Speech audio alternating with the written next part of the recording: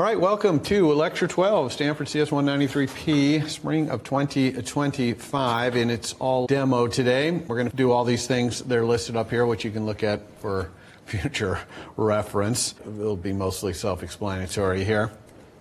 So let's dive right back into where we were. And just a reminder of where we were last time. We were really working on making in our game chooser here, or you could say in our game list, actually, this plus button. We want to click on this plus button and have it create a new game, yes, but also immediately make it editable for us. Because right now, if I hit plus, it just adds this particular one, untitled, and that's really not of much use to me, so I need to be able to edit it. So we had started building this little helicopter view called Game Editor. It looked like this. And I told you at the end of last time, our next step is I'm going to take this whole piece of it right here, which is my PegChoicesChooser, and make it its own helicopter view so that I can add things like adding peg choices and removing peg choices from the list. So let's do that. I'm just going to take this list right here. This is the peg choices we've got so far, and I'm going to cut that out of there. And let's type what I want to do, which is something like PegChoicesChooser. And the PegChoicesChooser is just going to pick peg choices, so I'm going to have it have some peg choices, which will be a binding to our game's peg choices. And that's perfectly legal because our game is an @ observable, and so we can always bind into it. And we've done this little @ bindable, which allows us to do that. And just a reminder, @ bindable is totally different than @ binding. @ binding is for binding structs, basically between views. @ bindable is just saying, yes, we want to be able to use $sign on our @ observable, which is a reference type, so of course it's easily bound into. So let's create this PegChoicesChooser, file, new, template. It's a view, of course. It's called PegChoicesChooser, and it's in our UI. It's all good. I'm just going to paste that list that I just had there. And of course, I know that I need an @ binding here, which is these peg choices, which is an array of pegs. So that's what we're working on here. That's what we're trying to choose. And I'll even mark it here as //mark. This is data shared with me. And I'm sharing this data with someone else because I'm choosing their pegs for them. And of course, we don't need the whole game in here. That's why we didn't pass the whole game in here. You want to have that discipline of not passing a whole bunch of extra stuff that you don't really need in here. We don't need the whole game to choose the pegs. We just need the array of pegs that we're trying to choose. And let's go ahead and take the time to make our preview work right here. I need to pass this binding to the peg choices, so I'm going to make a little local @state, which we know has to be previewable if we want to do this. @state var, and if it's @ previewable, it can't be private. Normally @state is private. Let's just pick some random colors again, green and orange maybe. And I'm going to do a similar thing that I did before, which is I'm going to put an on change of here that checks this peg choices whenever it changes and just prints them out for me. That way I can always go in my little console down here and look in the preview pane and make sure that my peg choicer thing is actually choosing as I imagine that it is. So say peg choices equals the peg choices. And look there, my preview is working, and it's got the green and the orange that the preview has going. And let's start right off the bat here with adding a peg. That couldn't be easier, really. I have a list here, and this list has got the for each of all the peg choices that I already have. And so I just need a button that's going to add another one. So I'm just going to say button, and I'm putting this in the list with the for each. Perfectly fine. List doesn't have to have all its things be the same in the same for each. You can have all kinds of mixed stuff in there. And I'm going to call this button add peg, and I'll give it a nice system image here. How about plus.circle? So that's the plus system image with a circle around it. And what happens when I click add peg? Well, I'm just going to peg choices dot append, let's say. And yeah, green, sure. It doesn't really matter what we append because we're going to be editable here. We can obviously click on the color picker for it. And there it is. You see, add peg. Looks pretty good. Let's go ahead and click on it. Woo! it added a peg, and added another peg, and of course these new pegs, we could change them to be different colors or whatever. So we're making some good progress on our little peg chooser here. We haven't really done that much. How about removing them? Let's say one of these pegs, I don't want it. Well, I'm going to do that by making this little text here that says peg choice 2 be a button. And if you click on it, it'll remove that peg. Why waste real estate with trying to do it some other way and then just do it right in line here? So I'm going to take this text of the peg choice and I'm going to turn it into a button. I'm giving it a nice system image as well. This one will be minus.circle. That'll make it look nice compared to the other one over there. And what do we do when we want to remove? Well, the peg choices, please remove at this index. Okay, we're inside the for each here, so we have the index of this little peg choice right here, so we'll just remove it. And so I can remove, oh, it works. Add them back, remove them, it's great. But of course, this looks incredibly ugly. It takes the image and it's wrapped it to a second line, and also, they're all blue. The remove and the add are both blue, so it's hard at a glance to kind of see the difference between the two. And I just think I can do a lot better than this. For example, I'm going to have the plus and the minus in the circle be red for deleting and green for adding. Doesn't that make sense? And I'm not going to have the text be blue, just have the text be normal black color, whatever our foreground style color is. So how would I do that in this circumstance? How do I get this thing to look the way I want? Well, really what I want is a different kind of button there. I just don't want this button. So I'm going to create my own button, func button. And this button is going to have a bunch of arguments to it. So let's put these arguments. It needs, for example, the title. And it needs the system image, because I want a minus for some of them and a plus for the other one. And it needs the color, red for some, green for the other. Now I'm going to make this color be an optional, and it can default to nil. And the reason I'm going to make that optional is because I don't want to force you to specify red or green. You could just say nothing, and then I want whatever the default is. And this is a common thing when you're creating a function or an init, and you want to have a default, is to have it take an optional and then default the thing to the thing you want.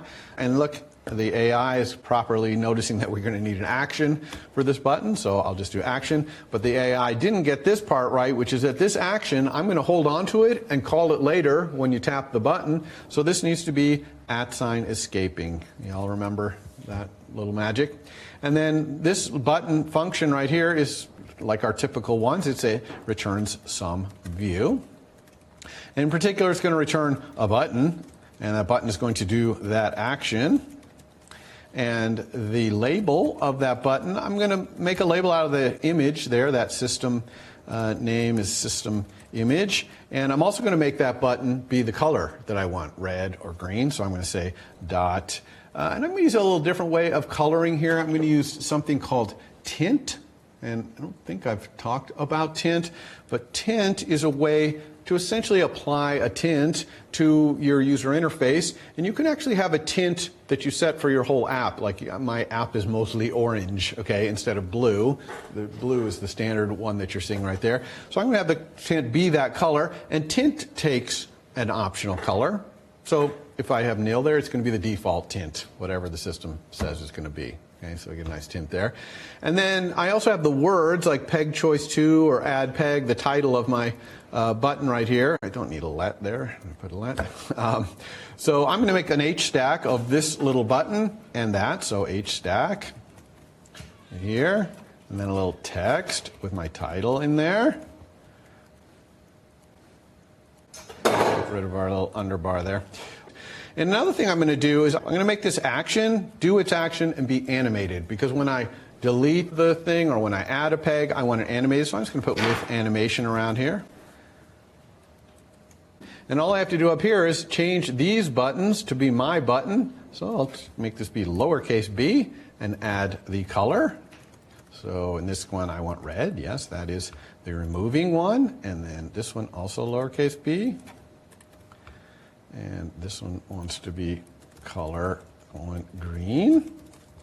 And it's saying missing argument. What is the missing argument here? Title. Oh, yes, title. Sorry. Let's do this. How about that? Put that underbar there, and then we don't have to say the word title. External name, internal name. What's this dash right here? Remember that all arguments to functions and initializers have an external name and an internal name. Underbar means no external name. And that's why when I say button, I don't have to say title right there where the cursor is. I say nothing because the external name for that argument is nothing. That looks pretty cool, I think. Plus, yeah, minus, excellent. So we've got a nice little peg choice editor right here. Now if we go back to our game editor, which uses the peg choices editor, let's make sure it works in here. Looks like it. Add a peg, yes. Delete. Change it to, I don't know, yellow. Yes, that looks like it's working. Now that we have an editor, we can go back to our game list over here where we do our plus and have it add something, but not add it immediately. Instead, we're going to have that plus bring up the game editor that we just finished building.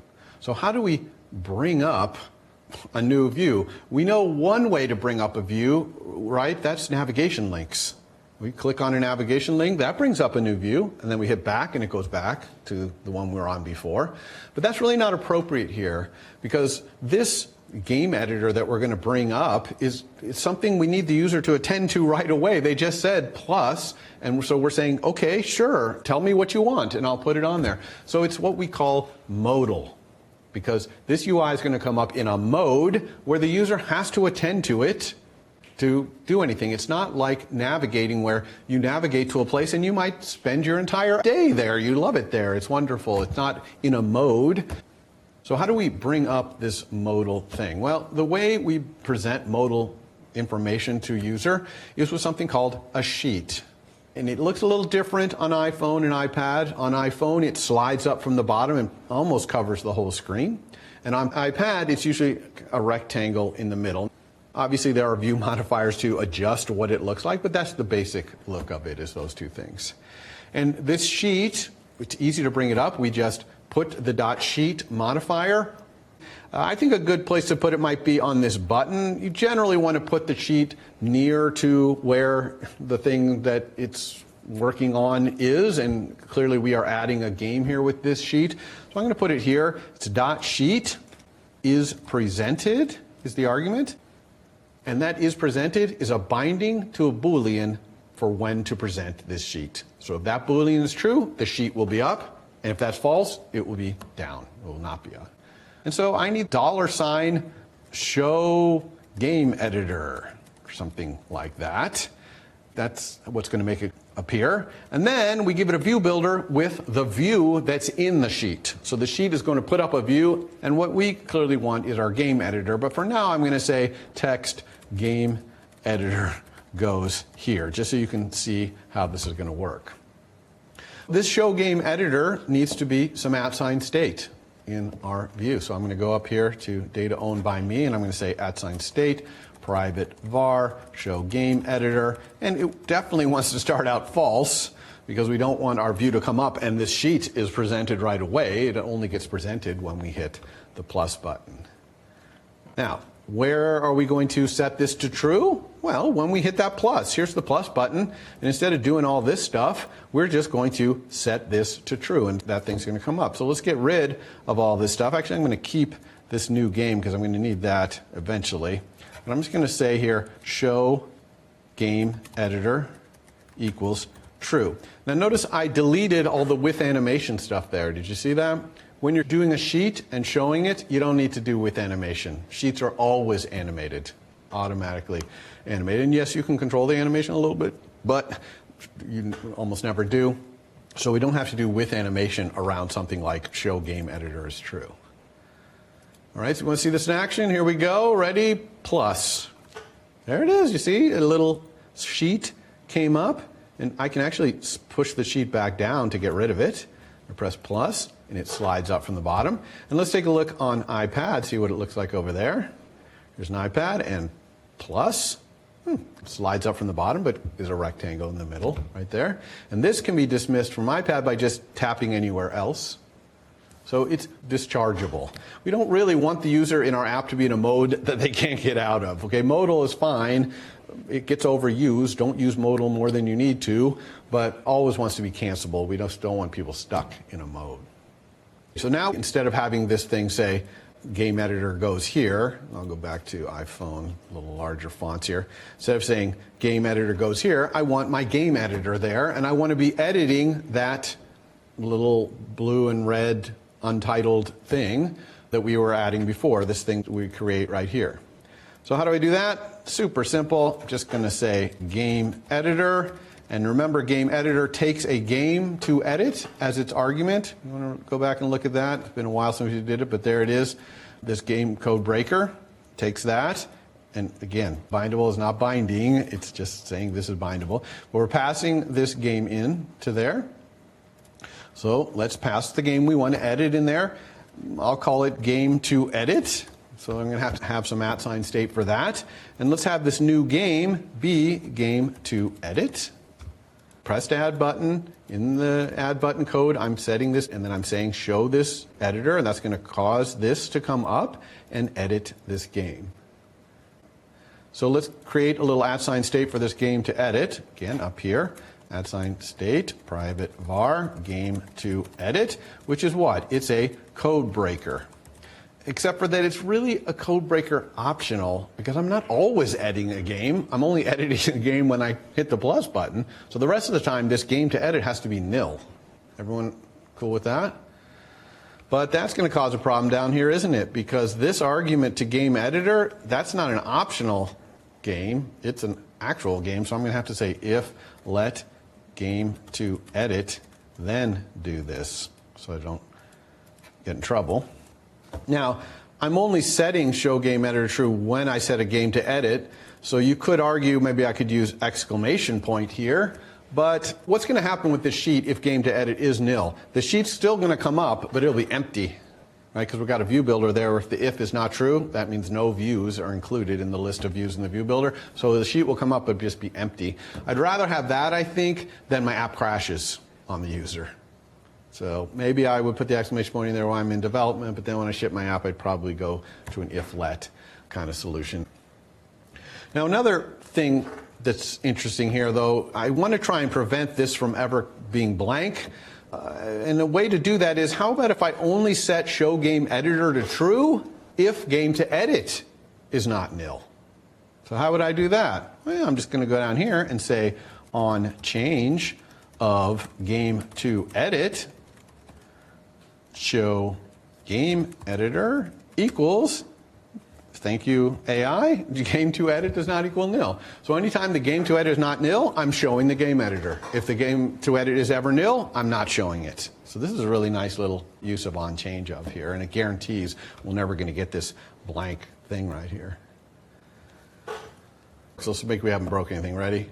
Plus. Whew, pretty nice. Our game editor, we can get rid of it. Oh, interesting. Well, I got rid of it. I added a peg where it's not showing up. Why is it not showing up? Well, because we never actually add it to the list anymore. We took that code out. So we have to do something when that thing is dismissed to cause that game that we just finished editing to actually be added. And luckily, there's a really cool thing in Sheet where you can say on dismiss. And I'll put it in line here like this and give it a closure. And in here, I can do anything I want when this thing is dismissed. So what do I want to do here? I want to insert this game to edit. I'm going to say @0. I'm going to put it at the top instead of appending at the end. Now, of course, this is also a problem because game to edit isn't optional. So I'm going to have to do the same thing here. If let game to edit. And we're going to fix all these if-let games to edit because it's a little awkward. And then the other thing we want to do when the thing is being dismissed is set our game to edit back to nil, because we just dismissed it, so we're not editing anymore. So we definitely want this set back to nil. Everybody buy that? So let's try this. Ready? Plus, this is the untitled one right here. We're editing it. Let's add a green thing. Let's give it a name here. Let's call this new game. All right, and now I'm going to swipe it down to dismiss it. Oh, there it is, new game. And we can even make sure that it's a new game that's playable. Go back to our game chooser where we can actually play games. Go out here, say plus. Again, I'll add a peg. Swipe down. We get untitled. We click on it. Yes, it's a totally playable game. All is well. So that's good, but not wonderful in my opinion. And here's why I don't think this is wonderful. I hit plus, I add a peg, I realize, nah, I don't really want to do this. I don't want to add this particular one. I want it to be cancelable. And it's kind of nice when you put a modal UI in front of someone and they're doing some things and then they say, oh, I don't want it. You don't force them to do what you're asking them to do. You let them cancel. So we want to cancel here. So how are we going to add cancel and done or something to this UI? Well, where do you usually see cancel and done buttons in the UI? Yeah, toolbar, right up along the top. So let's do that. Let's add a cancel and done in a toolbar right at the top. We know how to add cancel and done buttons. We just go over here. Here's our game editor. I'm just going to say .toolbar, and I'll put a button for cancel. We'll do something in there. Set our game to edit to nil, I guess, because we know if we set our game to edit to nil, that this on change of is going to cause our show game editor to be false, which is going to cause the sheet to go away. So that's cool. And then how about a button for done? Okay, done editing, whatever. And let's actually pick our stuff up here that we were doing up here and put this down here. And then also say game to edit equals nil. On dismiss, all I'm going to do on dismiss actually is game to edit equals nil, and that means I don't have to put it here. This is compiling over here. You see it there? It's having some problem with this ViewBuilder. I'll tell you what the problem is. It's right here. This game to edit is this game to edit, which is a let, so I can't say it equals nil. I have to say here that I want self game to edit and self game to edit to be nil. All right, that's cool. Let's see what that looks like. Plus, oh, no toolbar buttons. Why didn't I get any toolbar buttons here? Ready? Yep. Because this is not in a navigation stack. We only get those toolbars in navigation stack. So I'm going to have to go up here and say navigation stack. Even though I'm not navigating, I just still want it for the toolbars. Perfectly allowed up there. Plus, ooh, cancel and done. Yeah, that doesn't look so good either, having the cancel and done right next to each other. But does cancel work? Oh, cancel does work. How about done? Does done work? Oh, that works too. How about swiping down to cancel? Because really swiping down should be like cancel. Oh, that works too. So this works great. But I don't like the cancel and done being right next to each other because users are tapping and their fingers are big. And so they're trying to tap there and, oh, they're trying to hit cancel, but oh no, they hit done. So they just added this thing they didn't want to add or whatever.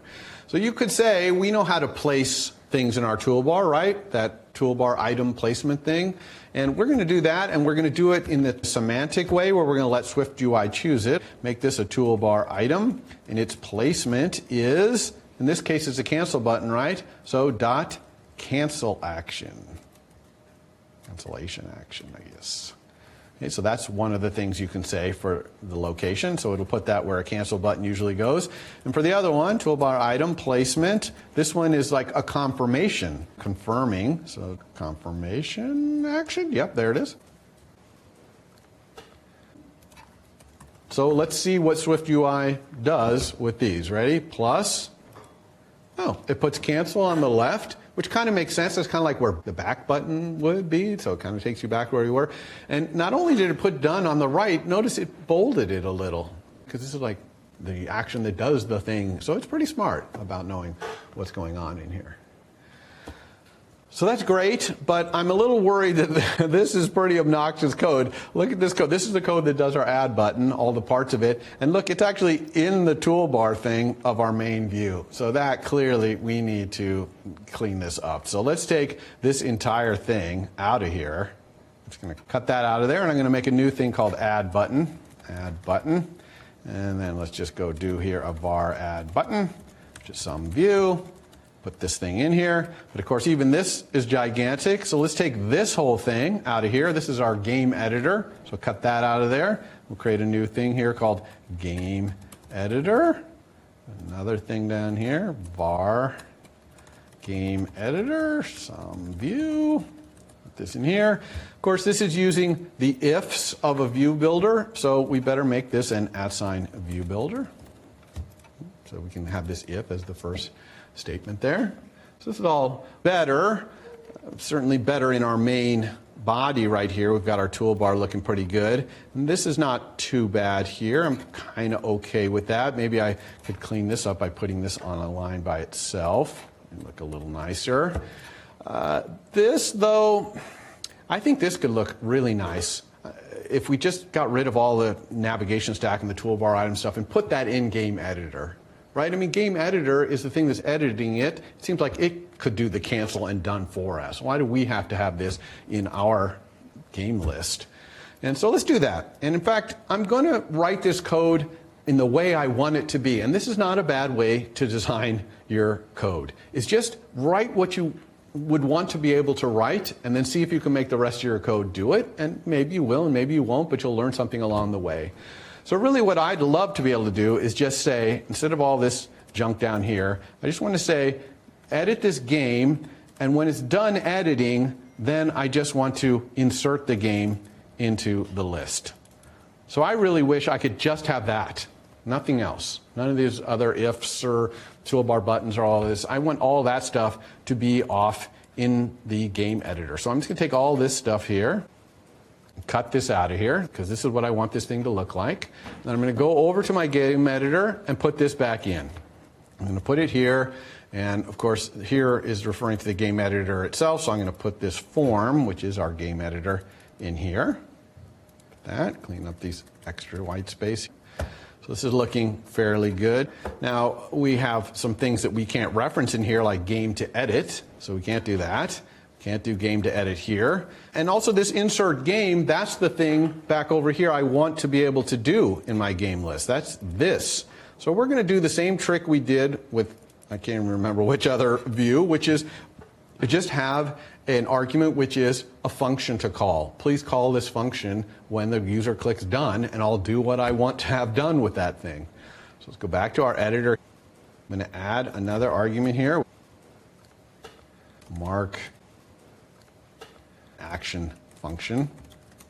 And I'm going to call this onChoose. And it takes no arguments and returns nothing. And then in done, instead of doing this games insert, we'll just say onChoose. And it'll call that. But there's still one problem here, though, which is dismissing this thing. Who is dismissing this when cancel or even done? Nobody is doing that anymore. It was working back over here because we were setting our game to edit to nil right there. But now we're actually calling this, so this thing needs to cause this dismiss to happen. So how are we going to do that? Well, there's two ways to do this, and I'm going to talk about one and show you the other. One really common way to do it, and maybe some would say the best way to do it, I don't know, is this way. You see how we have isPresented that we pass to the sheet? We could pass an isPresented to the game editor. If we passed a binding to a bool, this show game editor, to the game editor, then the game editor could set that bool to false, right? And then that would cause the sheet to go away. So that is a decent way to do that. But I'm going to show you a different way, which is kind of fun over here in Game Editor, which is I'm going to use an @environment variable. It's called dismiss, or dismiss. And this @environment variable is a function. It's a function that you can call. It will dismiss the modal presentation you're in. Whatever you're in, when you call it, you'll get dismissed if you're in one. If you're not, it does nothing. Let's make sure we put our / marks in here. This is data in. It's really a function in. And then this one right here, mark, this is data shared with me. Right, just outside observable that we're sharing. All right, so this dismiss, I can call it in cancel right here. Dismiss. I could also call it in here, dismiss. And it'll cause this thing to go away. And when the dismiss gets called, what's kind of cool is that this onDismiss will get called as well, which will set our game to edit back to nil. So we're getting a little side effect there, which is kind of cool. Whenever we dismiss this thing, we're going to set our game to edit to nil. We've still got some errors. What's this error? Okay, the onChoose in our preview. So we added this onChoose to our game editor, so our preview needs to do it too. So what if we just take these little on changes that we had, and we'll put them inside the on choose, which is not exactly doing the same thing as the on change, because on change would be showing us the changes as we typed keystrokes, whereas this is going to do it when we hit done, but certainly testing it as well. Let's go back to our game list here. Try this. Plus, here it is. Let's add a peg. Let's call this test. And done. Oh, it works. How about we'll add some pegs here and then try and cancel. Ready? Cancel. Nice. Didn't add another one. Or just swipe down. Also cancel. So we didn't break anything by moving that in the game editor. But don't you all agree this is a heck of a lot more beautiful looking code over in our game list? And it doesn't make the code in game editor look that bad, and actually kind of good. It kind of shows for the game editor all these things the game editor can do all in one place. While I'm here, by the way, I wanted to show you something I didn't really talk about before, which is the view modifiers for text fields. I just put a text field in here. This is the basic way you text field, but it's got a lot of view modifiers that you can add on it. One of them, for example, is on submit. So on submit is saying what happens when the user hits the return button, taps on the return button, right? You know, the keyboard, it has a little return button in the corner, or if when we're in the simulator or in the preview here, I'm typing on the keyboard if I hit the return key. And what do I want to do on submit here? I claim that if I hit the return key, I'm going to do the done button. Whatever the done button does, I'm just going to do that. Now maybe I don't want that, or maybe I do, but I just want to show you how to do it. So that's this right here. So let's take the stuff that's in here and put it in its own little function so we can call it from both places. Func done. And I'm going to call that done from this on submit. Let's go back to game list and try this out. Hit plus. Well, maybe add a peg. Go back and call this hello. And I'm going to hit return. Ready? 1, 2, 3, return. Oh, just like hitting done. It actually added the hello. Now, on submit is not actually just a text field view modifier. It can go on any view, and it will actually happen if any text field that's on the view right now hits the return key. So we could actually put this on submit, for example, on the form, and that would work just as well. But I do want to show some actual text field ones that only have to do with text field, like auto capitalization. So auto capitalization, you can capitalize by sentences. You can capitalize by all characters. That's all caps. I'm going to do mine by words. Capitalizing by words just capitalizes each word. So watch this. Hands are not on the shift key. Ready? Hello there. How are you? See how it's capitalizing every word? So there's that one. Here's another one you can do is .autocorrect disabled. So autocorrect disabled means it won't suggest suggestions like this. Hello, okay, H-E-L-W-O. It's not suggesting hello for that. But if I go back here and say autocorrect disabled false, now autocorrect is on. And now if I say hello, see, it's trying to correct it auto. If I press space, it goes hello. So you can control that. And then there's a bunch of these little view modifiers that start with text. So you control the case of the text, you see right there. There's some text field styles, which we don't usually use in a form, but things like whether it's a bordered text field and all that stuff. So this is one of those ones where you're going to have to go check out the documentation, read through all these. I'm not going to spend this lecture time talking about them all, but they're there. Next thing I want to do is talk about the fact that our editor has a problem. It allows you to create a game that makes no sense. For example, what about this game? What if I hit done right here? This makes no sense. The master code would always be orange, orange, orange, orange, because I only have one peg choice. So you got to have at least 2 unique peg choices. Or what about this game too? I don't like this one very much either. Delete. Now I have no name. Back in my list, it's not going to look very nice to have a game that has no name. So I want to enforce that this is a valid game, essentially, in my UI. Now, I don't have any sort of var over in my model that says, is this a valid game?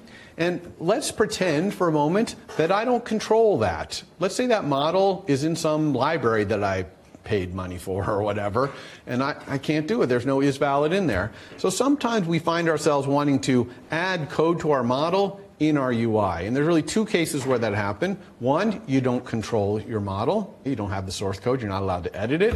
Or number two, you want to add a function to your model that's a UI thing, like it uses colors or something like that. And that's not allowed in your model. Your model is supposed to only import foundation, unlike ours. Not yours. Yours are fixed, but mine is not. I'll fix mine next week. But you don't want to be importing anything but foundation into, or Swift data maybe, into your model. So that's another reason you might add something here. Because if I say extension of code breaker, and I add a var is valid here, and calculate whether it's valid, this is UI code.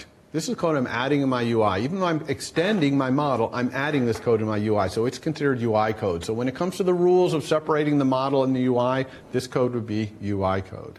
Now here it doesn't matter because is valid, that could easily be a model thing. But what is valid? Well, let's see. We definitely want to check to see if the name is empty. So the name is not empty. And peg choices. Let's do something fun here. I'm going to say make a set out of my peg choices and then check to make sure that the count is greater than or equal to 2. Set is kind of like an array, except for it can't have duplicates. No duplicates allowed in a set. And so the things in the set have to be hashable, which all of our peg choices are, so that's good. And this will guarantee that even if I had 4 pegs, if all 4 of them are the same, then this would not be satisfied. This is a nice is valid. So what can I do with this in my UI? Well, I could disable this done button. Just make it so you can't hit done if it's invalid. So that's easy. Here's my done button. I'm going to use the .disabled view modifier. I think most of you have probably run across that one. And I'm going to have this thing be disabled if the game is not valid. So let's try it. Here we go. Delete this peg choice. Oh, disabled. Put it back. Good. How about delete it? It's gone. How about put back another green one? Oh, still disabled because I only have green ones. But if I were to change this to be orange or something like that, now it's back to enabled. And how about this? To get rid of this? Not enabled. And I say hello. It's back to me enabled. So it's working. But this is not awesome UI because maybe the person is in this state right here and it's disabled and they're like, what? I can't hit done. What's going on? And they're kind of confused. They don't really realize that they picked 2 of the same thing, and that's wrong. Wouldn't it be better if we left the done button enabled, but when you clicked it, it put up an alert that says, this is not a valid game because your peg choices are not unique. And of course we can do that. So let's talk about alerts. How do we put alerts up in front of the user? And we do it in exactly the same way as we do sheets. You can think of alerts as specialized sheets. They're sheets that come up in the middle of the screen. They look the same all the time. They have a little message and some buttons, OK, cancel, whatever, that we can control. But that's what it is. Putting it up looks almost exactly the same. So I'm going to put this on my button as well. It's kind of close to where the action is. .alert. And alerts have a title. So this is an invalid game. This title is just going to appear at the top of the alert. And then it has isPresented, of course. And so my isPresented, it has to be a binding. I'm going to say show invalid game alert or something like that. And then the arguments to it, the first one is the buttons. So I only have one button, which is OK, because you can't do anything about it, right? There's no way to fix it. You have to go back and fix it. And if I click OK, then I'm going to say show invalid game alert equals false. That's going to cause it to be unpresented, right? That's what these Booleans do. And then you also can have a message that you give to the user. So I would say something like, a game must have a name and more than one unique peg or something like that. And I could even give different messages here depending on what the error is. Like this is a ViewBuilder, so I could say if the game's name is empty, then this text, else if it's, I can kind of customize my message here, but here I'll just give this simple one. And of course we need this bool. Let's go back up here. This is data owned by me. and it's @ state private var show invalid, what do they call it? Show invalid game alert equals false. Of course, we don't want that alert showing up when our view first created. Everybody cool? All right, let's try it. Ready? So let's go here and let's do this one. Ready? Done. Oh, great. Doesn't work. Why? Because we don't set this thing. We need to set this to true when we hit done, and the thing is no good. So let's go do that. Where do we do that? Here's done. Here's where we do done. So instead of just doing on, choose, and dismiss, I'm going to say if the game is valid, then you can do this on, choose, and dismiss. Else, I'm going to set that show invalid game alert to true. So don't forget to do that part of it. All right, let's try that. Ready? Get rid of that, and done. Yeah, it's hard to see there, but I can zoom in a little bit, I guess. Yeah, see, a game must have a name and more than one unique peg. And let's just double check that it's working here with 2 greens. Done, yes. And let's make sure it's working for here. Put another peg in here and make it valid. So, but it has no name. Alert, it's good. And finally, hello and done, no alert. So this is how you put alerts up. I'm sure you guys either have looked it up. Some of you, I think, looked this up yourself, which, hey, kudos to you. But I'm sure in your A4 and A5, you're probably like, I'd like to just put up an alert here. Like maybe an alert that no words have been loaded from the internet yet or something like that. That would be fine. You can use alerts whenever you need to. And remember that this alert doesn't have to be on the button that causes the problem, but it wants to be somewhere nearby the action. And obviously it has to be on a view that's on the screen, otherwise the view modifier would not be applying. Back to our game list, we have this great plus button. It's awesome. It's got cancel and done, and it has an alert and all this. Why don't we use that thing to edit existing games?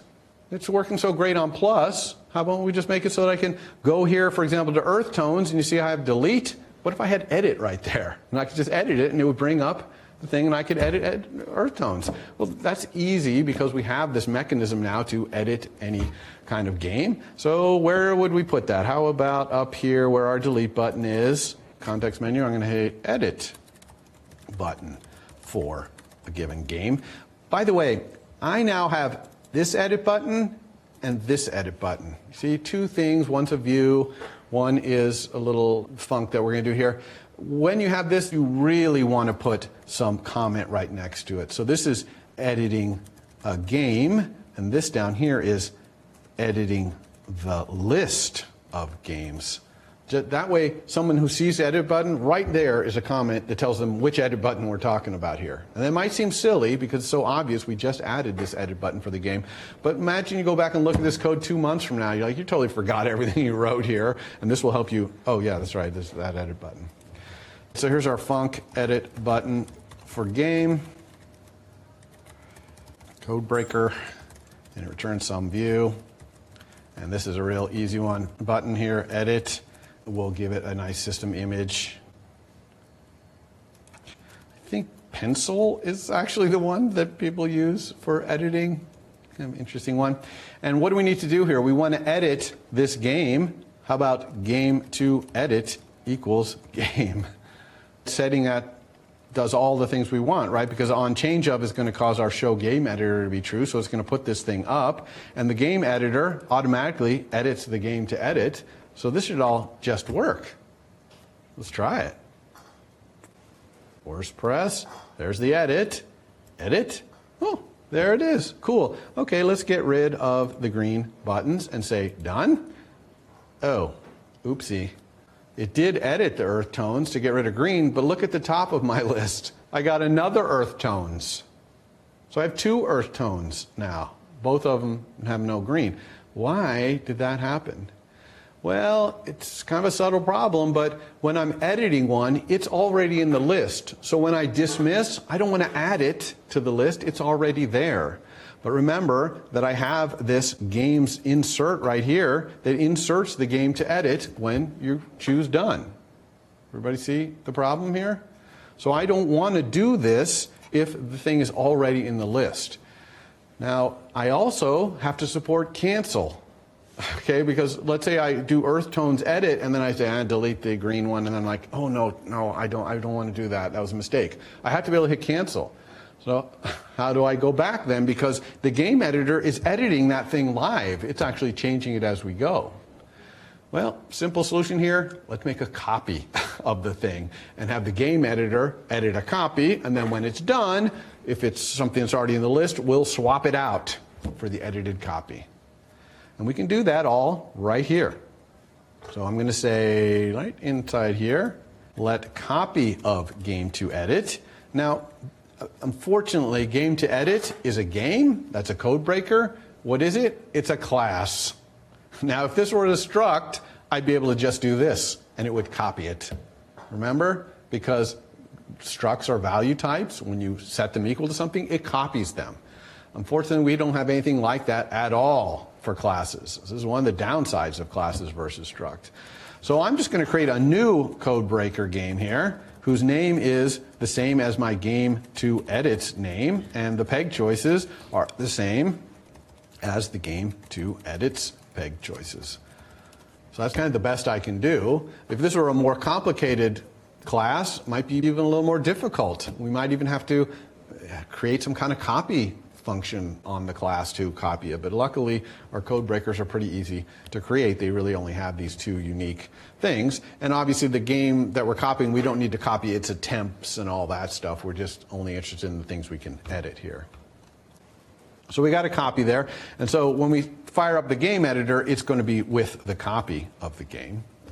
Now, when the copy is done, we have a choice to make. If we're doing plus, then we just insert it at 0, like we're doing here. But if we're editing an existing game, we have to go find that game in the list and swap it out. So let's do that case. If I can let index equal the game's first index of the game to edit, so if I can find the game to edit in the list, then I'm going to have the game at that index equal the copy. Else, I'll do this plus. This is the plus case. So that's not too bad. We didn't have to go to too much trouble there to make this work. So let's see if it's working though. Press, edit, go green. Oh no, I didn't want to do that. Cancel. Phew, it didn't do it. Let's go over here, edit. Let's get rid of the green and say done. Ooh, it did it, and it didn't add another one. There's kind of a nice side effects of this too. Watch this. I got earth tones. Let's go back to our game chooser here.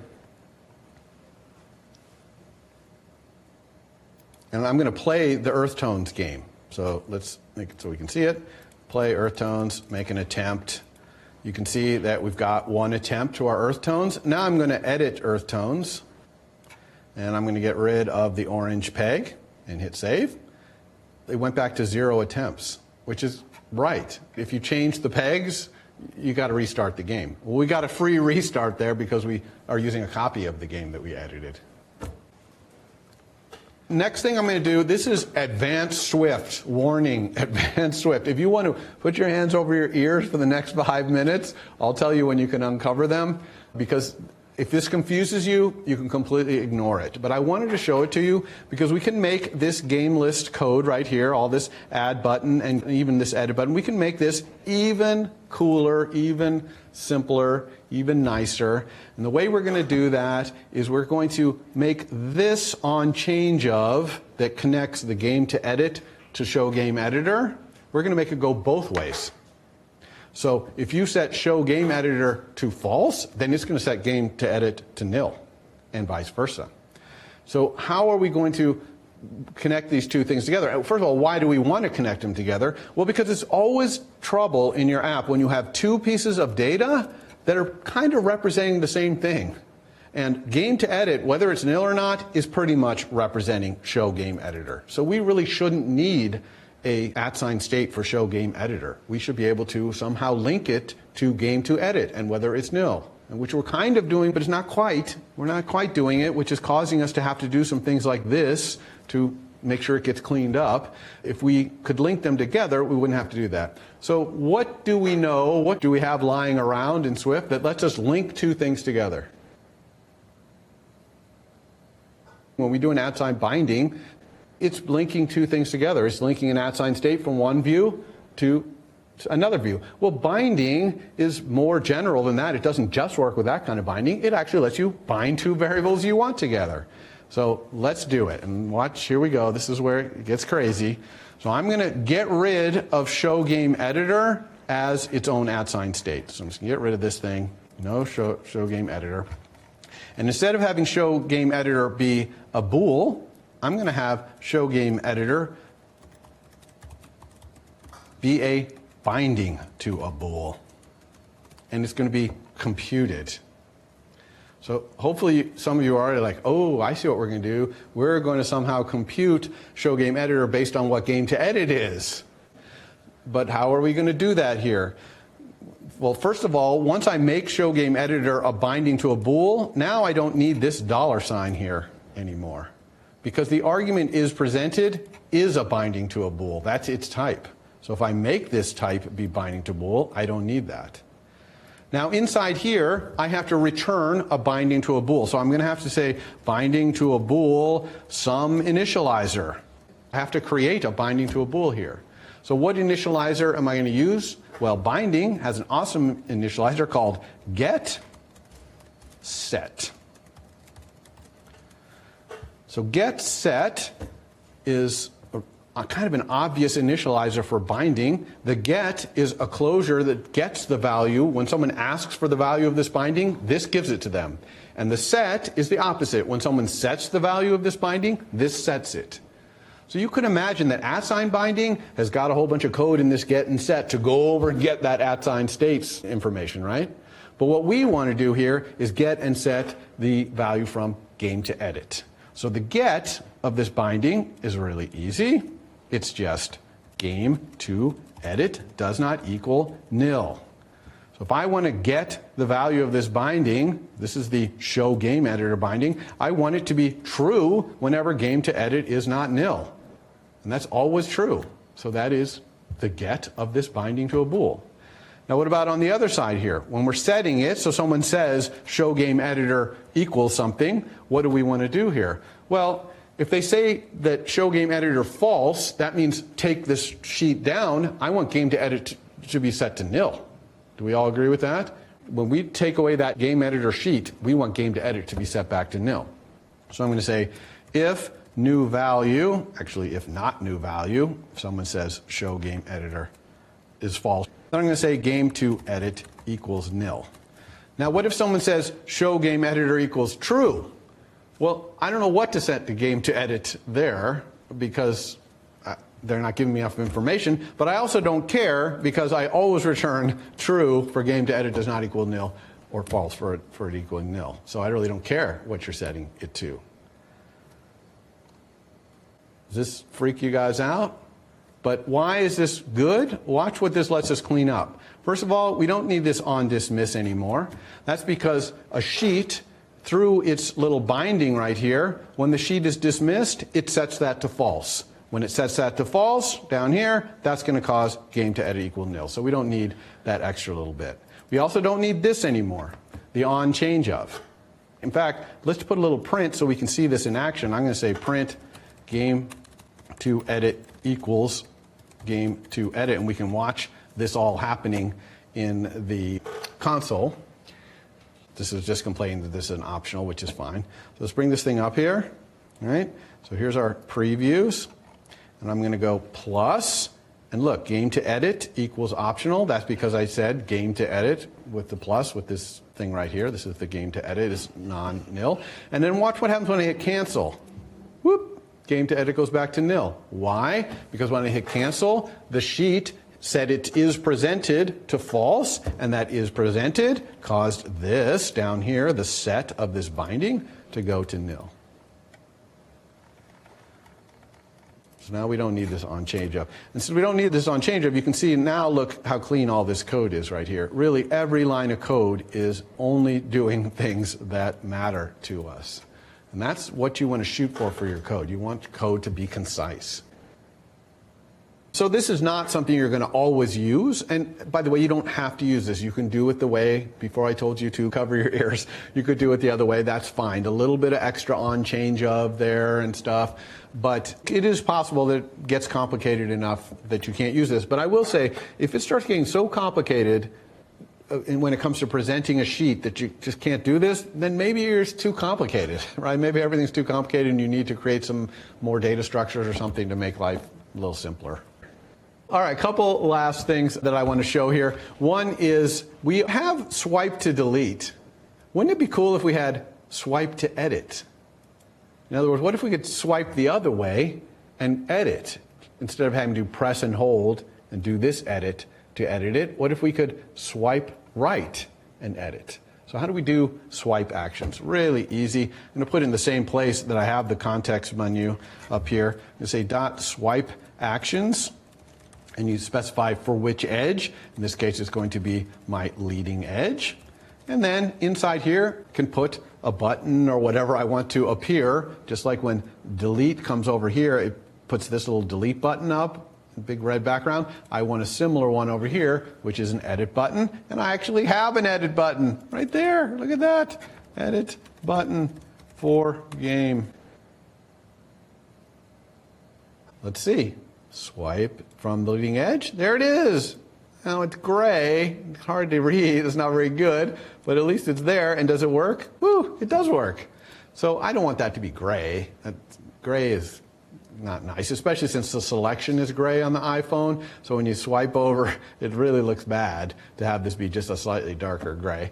So we're going to tint this thing as well. I'm going to use the accent color. The accent color is blue by default. Let's see this. Ready? Swipe.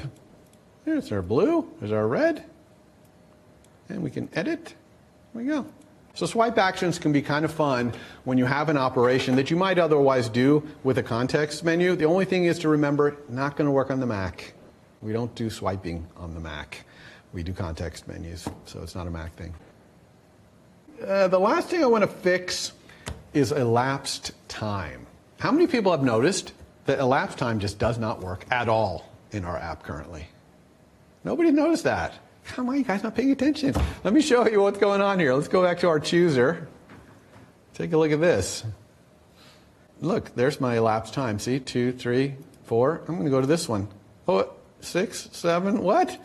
8, 9, oh, come on. So a couple of things going on here. One is it started them all at the same time, which that makes sense, right? Because over in our game list, we add all of our sample games down here all at the same time. And remember that in our model, code breaker, we have the start time be at creation. So that makes sense at least, that they're all starting at the same time. But what about the fact that I'm playing one game and those other games are ticking away? I'm not playing those games. We clearly need to do something here where we start the timer when the game becomes visible and we stop it when it goes away. And we might come back and play it and go away and then come back and play some more and go away. So we're also going to have to accumulate the elapsed time that is going on as we go back and forth and go to other games, etc. So we have two things to do: on appear, on disappear, start and stop, and then also collecting the elapsed time as we go. The on appear, on disappear, starting and stopping, I'm going to do the thing I told you before where I'm just going to write the code that I want it to be, and then I'm going to try and manifest it into existence, which maybe it'll work, maybe it won't, but let's try. So here's my code breaker view, where I put up my code breaker view. And basically, when this thing appears, I want to start the timer. And when it disappears, I want to pause the timer until it comes back again. I'm going to go down here to the bottom of it. I'm going to say, on appear, please, Mr. Game, start your timer. And then I'm going to say, on disappear. I don't know if I talked about the fact that there isn't on disappear, but there is. Game.pause the timer. So what do I need to do to make this happen? Obviously, I need these two functions. I need to have my model be able to start and stop the timer. So let's start there. Let's go to our model, to our code breaker, and let's add those functions. Func start timer, and then another func pause timer. So what am I going to do in start timer and pause timer? Well, a couple of things here. I guess in start timer, let's just say if the timer is not already running, it equals nil, and the game's not over, I don't really want to start the timer if the game's over, then we'll say the start time equals .now. How about that? Does that make sense? Okay, start timer, we'll start our timer there. Now, this requires start time to be able to be an optional, because it's got to start out as nil, and then when on appear happens, we set it. So I'm going to go up here and have this not be date equals date now, but be instead optional start time. I think that will do it. What about on the pause timer? Well, I can't pause the timer unless it's running, so I'm going to say if I can let start time. If there's no start time, then you can't pause it. It's already paused. But now I have a problem. I'm pausing. I need to capture how much time has gone on so far into some sort of elapsed time storage, because I'm pausing it now, and then later when I start it again, I'll have to add the elapsed time back in. You see what the problem here is? So let's say elapsed time, we'll call it. I'm going to plus equals date.now. There's a nice thing in date, which is time interval since some other time. So I'm going to take the time since this last time this thing was started, take that difference and add it to my elapsed time, and then I'm going to stop the timer. Start time back to nil. So start time equals nil means the timer is not running. Everybody cool with that? So we need this var elapsed time up here. This is going to be of type time interval. So time interval is a double. We probably could initialize it to 0, sure. And time interval is just type alias to double, but we use time interval here just, again, as documentation that, yes, this is a time interval that we're talking about. It's in seconds in this case. And this is not data.now, it's date.now, obviously. I think that kind of captures it. I mean, it seems simpler, but I think that's really all there is. When I start the timer, I'm going to set the start time to now, and when I end it, I'm going to get the elapsed time and set the start time back to nil. Everybody cool with this simple way of doing it? Now, we have to deal with this stuff in our code. For example, when we restart, I think we do want to set the start time to now, because presumably it's on screen, I'm restarting it, and end time definitely nil, and probably the elapsed time wants to be set back to 0. I'm restarting, so I don't want to count my previous game's elapsed time against this one. And the other thing is when the game is over right here, then we should probably stop the timer. So I'm going to say pause timer just to stop it. So I think I've just manifested into existence my on appear and on disappear here should just work. Now, what about displaying the time, though? Because elapsed time now needs more than just the start time and the end time. It also needs the elapsed time. So we need to give the games elapsed time. So let's go fix elapsed time to do that. And also elapsed time is complaining that start time is now an optional, so we'll have to fix that as well. So here we go, UI, elapsed time, where are you? Right here. And we're going to add this new let on here, elapsed time, which is a time interval. And I'm going to clean up my code here a bit. You see this offset right here? It's exactly the same as this offset down here. So let's take these out of here and put them in a little var called format. I'm just going to create a little computed var here, var format. The type of this little magic thing is called a system format style.date offset, I believe. And there it is. So I just pasted in that thing I just cut. And that way I can say format in both places. Should have done that when we first did this. We were probably pressed for time, so I skipped it. Now, what do we need to change in here? Well, first of all, if the timer's not running, so if we can't let start time, then we can't do any of this stuff. And in fact, in that case, I'm going to have the elapsed time, instead of saying 0:01, I'm going to have it put a little pause icon. That way we can see in the UI, we're paused right now. So I'm going to say image system name pause. And so that's what we'll do if the start time is nil. So our start time has to be an optional there. Now what about inside here? Well, here it's just all about formatting this offset, because we're still going from the start time to the end time or the current time, but start time we have to do exclamation point, which is fine because we're only using this format if we do if let start time here. But we also have to add in the elapsed time. So this is not just the start time, but it's also the start time minus the elapsed time. In other words, I have to go back farther in time, pretend that I started farther in time, however much time I've collected as my elapsed time.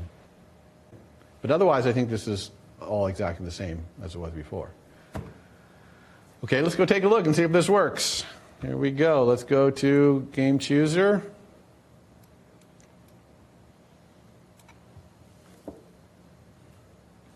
All right, go back here. Okay, oh, Mastermind was ticking there. 1, 2, 3. Okay, how about this one? Oh, it was paused, and then it started going. Huh, that one was paused and started going. Now let's try here. This is 3, so I'm going to go out of this, 3, 4. But I'm going to go play this one for a while. We'll go over here, and when we go back to that under C, hopefully it'll still be at 3 or 4. So let's try it. Ready? Go back here. Under C. Woo! Okay, it's good. So we got that part working. But unfortunately, this doesn't work still. And this is something that actually I saw in Ed Discussion, somebody was mentioning, which is that on iPad, we have quite a problem with this. And here are an iPad. And look there, it's ticking, 0, 3, 0, 4. I'm going to go over here to Mastermind. It's paused. Under C, paused. Oh no. Why are those not getting the message to start their timers? And the reason is that in iPad, this view on the right never appears and disappears. It only appears at the beginning. It's not disappearing. I mean, think about what's happening in your UI here. That view is there. What would be making it disappear? It's not like on the iPhone where you're navigating over and it's making some new thing appear on top of the navigation stack, and then when you hit back, it takes it off of the navigation stack. This is just sitting there on your screen all the time. So there's absolutely no reason for it to build a new view here. And if you look at the code that we're doing in the game list, to do this, actually, I guess it's in Game Chooser. Here it is right here. This is where this code breaker view appears. And the only thing that's changing as this goes through is this selection, which means that's only the argument to this view that's changing. Right? That view argument is changing, but the view itself is not changing. So the var body of this is being rebuilt. That's because var bodies always get rebuilt when a var changes that is used inside the var body. And of course, this selection var is used intensely inside the var body of code breaker view. So we need to somehow start and stop our timer when that game var changes. How are we going to do that? Well, let's go back to code breaker view. These are still fine, work great for iPhone, but we're going to put an on change of our game. So when the game changes, remember game up here is the data shared with me through the game argument to code breaker view. When that changes, I need to stop the old game's timer and start the new game's timer. Well, how do I get to the old game and the new game here? Well, the new game is just game, but the old game, where is it? How would I possibly know it? Well, there's a cool version of on change of. I mentioned it in the slides. Old game, new game in. On change of will give you the old value and the new value of something when it changes. And this is exactly what we need because we're just going to say old game dot pause the timer, please, and new game dot start the timer.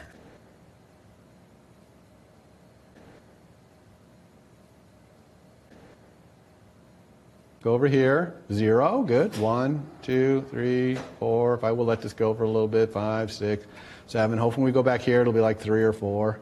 There it is, 4, 5, 6. Okay, so it's working. But what's not working? To see what's not working, we're going to go over and run this thing on the simulator. Because what's not working is something we can only simulate, which is what happens if I'm playing this game 4, 5, 6 seconds, and I decide, nah, I want to go look at maps right here and do some zooming in on my map and scrolling around. Look at this, and I'm like, okay, I'm done with my maps. I'm going to go back and play some more of CodeBreaker. So I'm going to switch back over here to CodeBreaker. And, oh, what happened to my timer? It's gone. I have no timers.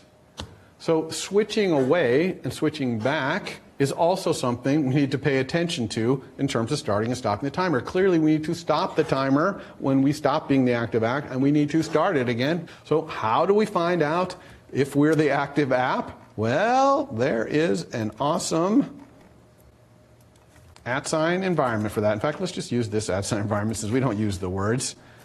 It's called scene phase. So scene phase is an enum and it has 3 states. Active, you're the active app. Background, you are not currently running.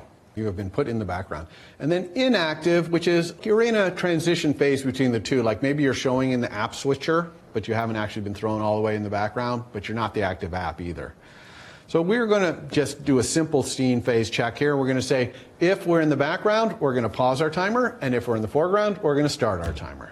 We're going to do this with onChangeOf as well. .onChange of the scene phase, which we got from that environment variable.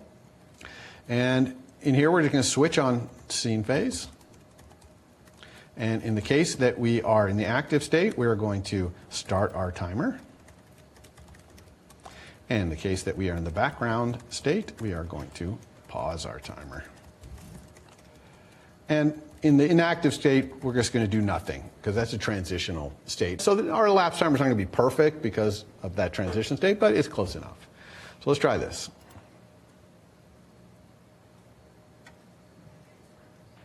All right, here we go. It's ticking. 1, 2, 3. All right, I'm going to go out here, go to Maps, scrolling around, wasting some time. Go to social media and really waste time. Go over here, come back. Ah, all right. It didn't tick while I was gone. Okay, it was at 4 or 5 when I left, and that's here. And then these ones are still working. Yeah, 1, 2, 3, etc. Okay, so that's how we find out our scene phase. But this all sets up the last thing I want to do, which is I want to show how we would clean all of this up by making it a view modifier. But we're going to make this a real view modifier. I already showed you how to do view modifier by just adding an extension to view and using self and doing this. But here, we're going to actually want to make it a real view modifier. So watch this. I'm going to cut this stuff out of here because I really would like to clean up this code by saying track elapsed time in game. So I want to essentially have a nice little view modifier here. So you know how to do that. We go down here, we say extension, view, and we have a func, track, elapsed, time, in game. It's a code breaker game. And it returns some view because we're just going to modify ourself. And we take ourself and we put all that junk back. And this all just would work except for scene phase. Because scene phase is that @ environment thing. So you could say, oh, we'll fix this, we'll add comma scene phase and pass it into here. And yes, you could do that, but that's kind of gross.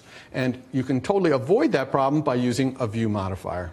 So here's how view modifier works. I'm going to create a view modifier that does all of this, including the scene phase. And this is what it looks like. Struct. I'm going to call this view modifier, good name for it, oh yes, elapsed time tracker. And instead of saying it's a view, we're going to say it's a view modifier. So it behaves like a view modifier. And its func, body, is not just body, it's also content, which is of type content, and still returns some view. So the body of a view modifier, of course, has this argument content because that's the view it's modifying. And this content right here is the don't care for view modifier, and it's a care a little bit because it has to behave like a view. We obviously can't modify something that doesn't behave like a view. So inside here, I'm just going to take this content and put all that junk on there. I'm going to modify this content with all of this. But of course, I need the game to do that. So how do I get the game into this view modifier? Well, same way I do in a view. Let game code breaker. Okay, so you're going to create this view modifier, you're going to give it a game, and then it's going to do this. Now, what about scene phase? Well, no problem. View modifiers can also do @ environment. They're allowed to, just like a view is allowed to, they're allowed to as well. Look at that. Works like a charm. Completely compiles. All done. Now, how do we use this thing, though? Well, I'm going to use it right in here by, instead of doing all this on myself for track elapsed time, I'm going to call .modifier on ourself as a view to invoke a view modifier. So this is what all view modifiers look like. It's just that we have nice little covers for them like track elapsed time here, which do this for us. Right? But if you look at anything like font or foreground style or whatever, they have some view modifier somewhere that is doing something like this, and then it's got a little convenience thing like this that calls this for it. And we could actually, if we wanted to, take this and put it up here. Instead of doing track elapsed time, we could do modifier right here in line. But it just looks a lot nicer to do track elapsed time, right? But this is perfectly fine. It doesn't look that bad. I'd almost be fine with this. But I think this looks slightly nicer. Sorry for the rush there. Also, we do have one comment here. Oh yeah, this could be if start time does not equal nil, because we don't use start time in here. We go ahead and exclamation point it there. That is it for today. So next week, all Swift data all the time. I'll start off with some slides on Monday, and then I'll get into a big, long demo that will go all the way through the end of Wednesday.